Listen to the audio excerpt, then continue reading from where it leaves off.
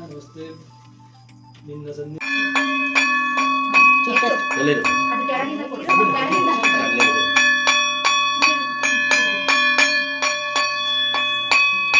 Hi ಎಲ್ಲರಿಗೂ welcome back to Purnima Jagadish ವ್ಲಾಗ್ಸ್ಗೆ. ಎಲ್ಲರೂ ಆರಾಮಾಗಿದ್ದೀರಾ ಅಂತ ಅಂದ್ಕೊಂಡಿದ್ದೀನಿ.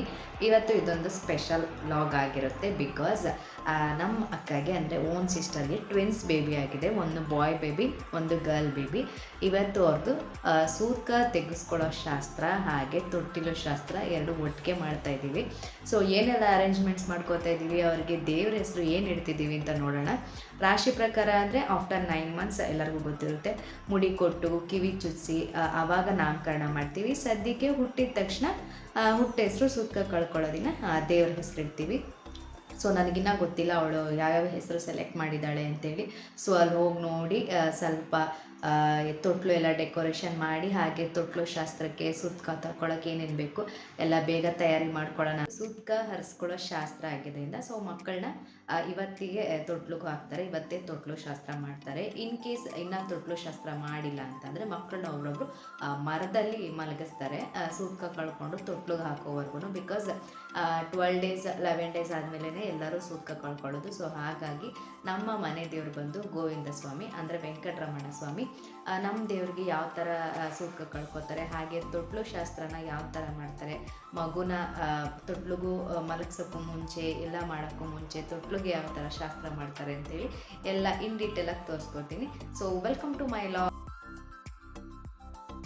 ನಾನು ನಮ್ಮ ಪಾಪುನ ರೆಡಿ ಮಾಡಿಸ್ಕೊಂಡು ಮನೆ ಕೆಲಸ ಮುಗಿಸಿ ಟಿಫನ್ ಮಾಡ್ಕೊಂಡು ಹೋಗೋಷ್ಟರಲ್ಲಿ ಅವ್ರು ಆಲ್ರೆಡಿ ಬಲೂನೆಲ್ಲ ಊದಿ ತೊಟ್ಲು ಡೆಕೋರೇಷನ್ ಮಾಡ್ತಿದ್ರು. ಸರಿ ಅಂತೇಳಿ ನೇಮ್ ಏನಿಟ್ಟಿದ್ಯಾ ಅಂತ ಕೇಳಿಕೊಂಡು ಅವಳು ಬಾಯ್ ಬೇಬಿಗೆ ಶ್ರೀ ವಿಷ್ಣು, ಗರ್ಲ್ ಬೇಬಿಗೆ ಶ್ರೀಪ್ರಿಯಾ ಅಂತ ಇಟ್ಟಿದ್ದೀನಿ.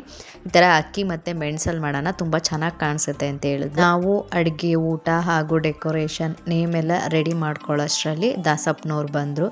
ಸೊ ದೇವ್ರನ್ನ ಕೂರಿಸಿದ್ದಾರೆ, ಹಾಗೆ ಪೂಜಿಸ್ತಾ ಇದ್ದಾರೆ. ನಮ್ಮ ಕಡೆ ಬಂದು ಸೂತ್ಕ ಹರಿಸ್ಕೊಳ್ಳೋದಿನ ಬಾನ್ಕಿ ಊದ್ತಾರೆ, ಹಾಗೆ ಅದು ಗಂಟೆ ಬಾರಿಸ್ತಾರೆ. ಅದನ್ನು ಊದಿ ಗಂಟೆ ಬಾರಿಸಿ ನಾವು 3 ನಾಮ ಇಕ್ಕಿಸ್ಕೊಂಡ್ರೆ ನಮಗೆ ಅಲ್ಲಿಗೆ ಸೂತ್ಕ ಹರಿತು ಅಂತ ಅರ್ಥ. ನಾವು ಯಾವುದೇ ಒಂದು ಫಂಕ್ಷನ್ ಮಾಡಲಿ, ಫಸ್ಟು ಏನೇ ಒಂದು ಮಾಡಬೇಕಾದ್ರೂ, ಇವನ್ ನಾವು ತಿರುಪತಿಗೆ ಹೋಗಿ ಬರೋದಾಗಿರ್ಬೋದು, ಮನೇಲಿ ಏನಾದರೂ ಮದುವೆ ಫಂಕ್ಷನ್ಸ್ ಮಾಡ್ಬೋದು, ಬೇರೆ ಇನ್ನಿತರ ಏನೇ ಫಂಕ್ಷನ್ಸ್ ಮಾಡಿದ್ರು ಸೊ ನಾವು ದಾಸಪ್ಪ ಅವ್ರನ್ನ ಕರೆಸಿ ಈ ಥರ ವೆಂಕಟರಮಣ ಸ್ವಾಮಿಗೆ ಏನು ಮನೇಲಿ ಅಡುಗೆ ಊಟ ಮಾಡಿರ್ತೀವಿ ಅದನ್ನು ಎಡೆಗೆ ಇಟ್ಟು ಕಡೆಗೆ ದಾಸಪ್ಪನವ್ರ ಜೊತೆಗೇ ಊಟ ಮಾಡ್ತೀವಿ. ಅವರು ಬಾನ್ಕಿ ಊದಿ ಗಂಟೆ ಬಾರಿಸಿದಾಗ ಅಂದರೆ ಜಾಗಟೆ ಬಾರಿಸಿದಾಗ ನಮಗೆ ಅದು ಅಲ್ಲಿಗೆ ಹರಿತು ಅಂತ ಅರ್ಥ.